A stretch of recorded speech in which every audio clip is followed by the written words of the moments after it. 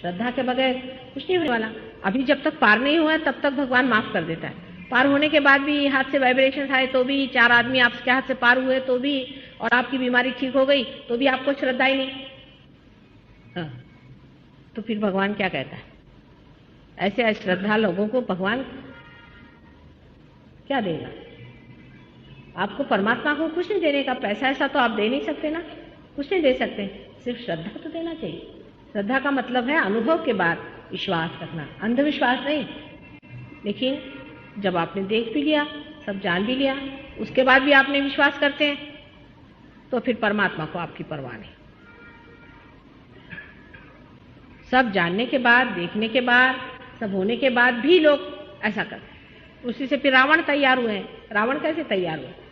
रावण तो पार हो गया था, ब्राह्मण था, और पार होने के बाद भी उसने फिर अश्रद्धा करी, अश्रद्धा करके गलत काम शुरू कर दिए, फिर उसका देखिए क्या हाल होगा। अभी श्रद्धा का मतलब ही क्या होता है? बहुत से लोग कहते हैं कि माँ हमसे सब होता है, हम सरेंडर नहीं कर सकते। अरे क्या नहीं सरेंडर कर सकते? तुम्हारा क्या हम ले रहे हैं? क्या है आपके पास देने के लिए जो हम ले रहे हैं, जो सरेंडर नहीं कर रहे हो? बताओ तो सही। तुम्हारा अहंकार ही तो है ना।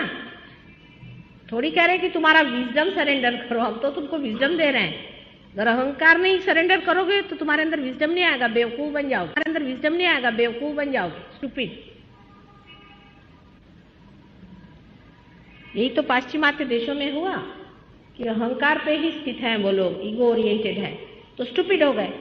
अपने यहाँ दिखाया था नारद जी का, बड़ा अच्छा वर्णन किया है वाल्मीकि जी ने। एक बार वो बहुत अहंकार करके गए थे, तो मायापुरी में जाकर उनका सारा अहंकार टूट गया, लेकिन वो बड़े बेवकूफ बन गए थे।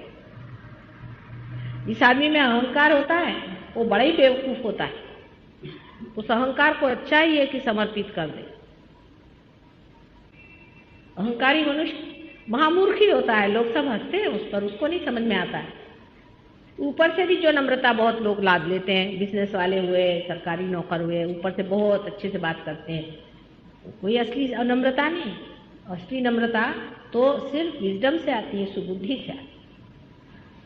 तो सुबुद्धि का जागरण होने से ही, सुबुद्धि के आशीर्वाद से ही मनुष्य उस जगह स्थित होता है जहां वो है। ये तो मैंने बता दिया कि आपके वाइब्रेशंस अगर खो जाएं तो क्या करना चाहिए और किस तरह से रहना चाहिए। अब आप लोग फोटो भी ले लीजिए, और फिर से मैं कहती हूँ कि हर हफ्ते जहाँ भी प्रोग्राम हो वहाँ आना चाहिए।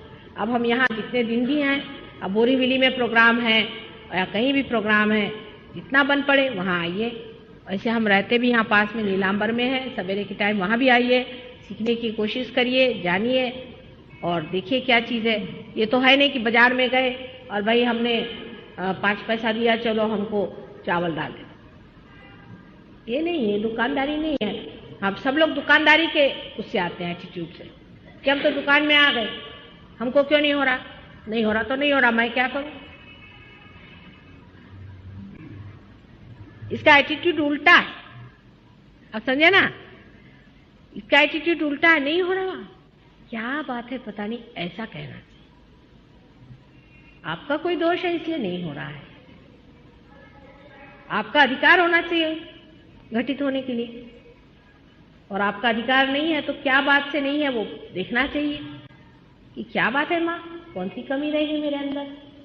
उल्टी बात है, मेरा नहीं हो रहा, मेरा नहीं हो रहा, तुम्हारा नहीं हो रहा है तो क्या किया जाए? आपका अधिकार होगा तो होना ही होगा। अरे ऐसा ही है जैसे कि तुम बैंक में जाते हो, तुम्हारा अगर वहां कुछ पैसा जमा नहीं होगा तो कहते मेरा चेक ही कैश नहीं हो रहा, पैसा ही जमा नहीं तो मैं क्या करूं? हम तो बैंक में बैठे हैं, पर तुम्हारा कुछ पैसा भी तो उधर जमा होना चाहिए, पर उधर पैसा ही जमा नहीं है। सब अभी तक ओवरड्राफ्ट चल रहा है, तो फिर थोड़ी देर में रुक जाता है ओवरड्राफ्ट, अब इससे ज्यादा नहीं दे सकते। तो ये दुकान नहीं है, बैंक है। अच्छा, अब उल्टा एटीट्यूड समझ लो। अधिकतर गुरुओं के पास में दूसरी बात है, क्योंकि वो तो अपनी झोली भरते हैं, उनको तो मतलब नहीं है कि भाई आपका क्या हाल है। अब समझ लो कोई आ गया मेरे पास में, ये भाई साहब आई आए कि माँ मेरा क्यों रुक गया, तो बेटे तू सिगरेट पीता है? नहीं, तू मंत्र बोलता है, ठीक है मंत्र बंद कर। नहीं मैं मंत्र नहीं बंद कर सकता, तो भैया मैं क्या करूं? इलाज तूने पूछा तो बता दिया।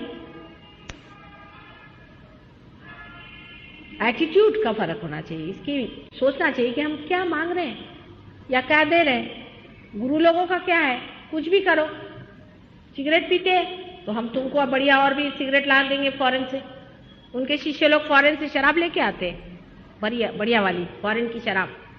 कोई कोई गुरुओं के यहाँ तो फॉरेन की शराब मिलती है। और गांजा चाहिए तो गांजा ले लो, जो चाहिए वो करो। खुद भी 5-5, 6-6 एयर होस्टेसेस को रखे रहते हैं, और तुम लोग भी रख लो, कोई हर्जा नहीं। शराब पीना पियो, कुछ भी करो, हम तुमको कुछ नहीं बोलने वाले।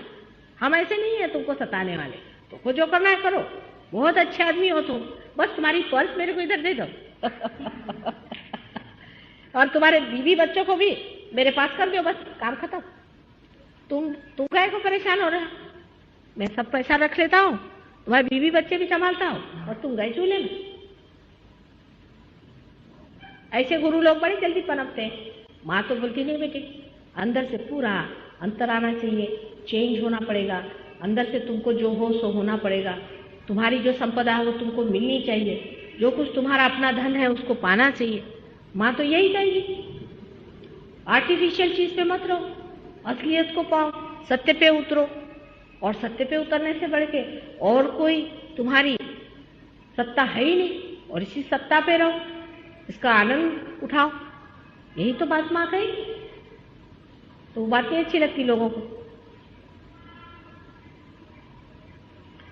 यहाँ कोई आप लोग से वोट थोड़ी लेने का है मेरे को कि 4 दिन तुम लोग को खुश करती रहूं, लेकिन अंत में तो मैं तुमको खुशी कर देती, क्योंकि तुम जब अपना धन पा लेते हो ना, तब कहते कि धन्य माँ तूने हमको ये चीज दे दी जिसको हम खोज रहे थे। अरे बहुत से लोग मेरे को गालियां भी निकालते, तुमको नहीं मालूम।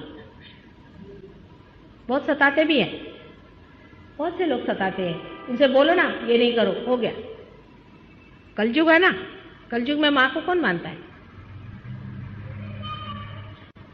बहुत से लोग ये भी बोलते माँ बहुत सीधे है, सब लोग आते हैं वो ऐसे ही आपका एडवांटेज उठाते। मैंने कहा उठाने क्या है, कौन सा मेरा एडवांटेज उठाने? ये तो मैं कोरोना में सारा कार्य कर रही हूँ, और कोरोना को तुम जानो और समझो, उससे तुम्हारा लाभ है। कोरोना की नदी बह रही है, उसमें अगर डूबना है तो आ जाओ अंदर, नहीं डूबना तो अपने रास्ते जाओ। पर माँ थोड़ी सी और भी आगे बढ़ती है, बोलती है बेटा आ जाओ आ जाओ, इसी तरह से दादा पुता करके उसको बुला लेती है।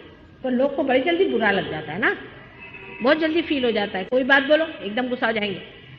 अभी तुम अगर परफेक्ट होते तो मेरे पास आने की जरूरत क्या थी?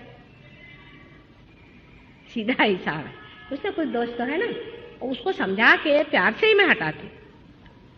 कोई तुमको डंडा लेके मारती थोड़ी ना हो। जैसे और गुरु असली वाले जो होते हैं वो चिमटा लेके बैठते हैं, पहले 10 चिमटे लगाएंगे, तो 10 चिमटे खाएगा उसको बोले चल आगे चल, उसको उल्टा टांगेंगे कुएं के ऊपर,